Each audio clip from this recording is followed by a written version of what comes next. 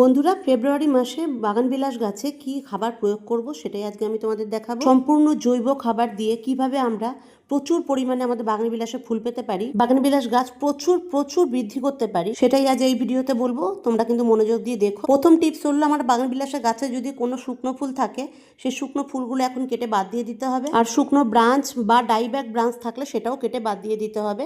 তবে এখন hard pruning নয়, সেমি হার্ড প্রুনিংও নয়, সফট প্রুনিং করতে হবে। 2 নম্বর টিপস, পটের ওপরের মাটিগুলো একটু চাকু বা কিছুর সাহায্যে খসে দিতে হবে, যাতে মাটির ভেতরে অক্সিজেন খুব ভালো মতন করে যায় আর গাছটা অনেক তাড়াতাড়ি বৃদ্ধি করে। 3 নম্বর টিপস, মাটিতে কোনো শুকনো পাতা বা শুকনো ফুল থাকলে সেগুলো পরিষ্কার করে নিতে হবে। 4 নম্বর টিপস, ভিজে মাটিতে কোনোদিনও সার প্রয়োগ করা যাবে না। 5 নম্বর টিপস, আমরা কি সার দেব। এই খাবারটা আমি 7 দিন আগে বানিয়ে রেখেছি। ওপরে দেখতে পাচ্ছ কিরকম একটা সাদা সাদা ফাঙ্গাস টাইপের হয়ে গেছে। এতে দিয়েছি বোন মিল, হর্ন মিল, রেদার, সর্ষের খোল, নিম খোল, বাদাম খোল, কাস্টার কেক, সিউইড আর ট্রাইকোডার্মা। এই খাবারটা এখনো তৈরি হয়নি, এটা তৈরি হতে আরো 7 দিন লাগবে।